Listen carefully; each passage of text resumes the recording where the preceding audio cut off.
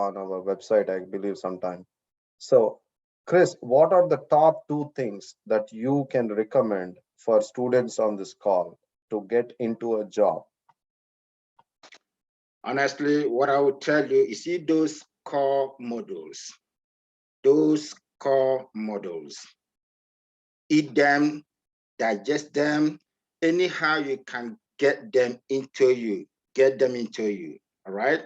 And then the marketing part, whatever MediPharm Solution tells you to do it. When I was in the call like you guys, it was like, I thought it was just a joke, but really, those things helped me. Like I told you, I was going through the models. I took time and I was jotting down things. So when I was talking to them in the interview, I was confident. So if you are confident that watching you, that's it. Those core modules, marry them, do whatever you want with them, and then the marketing, don't play with it.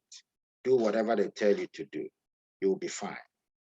Awesome. Thank you, Chris. I would let that marinate with everyone.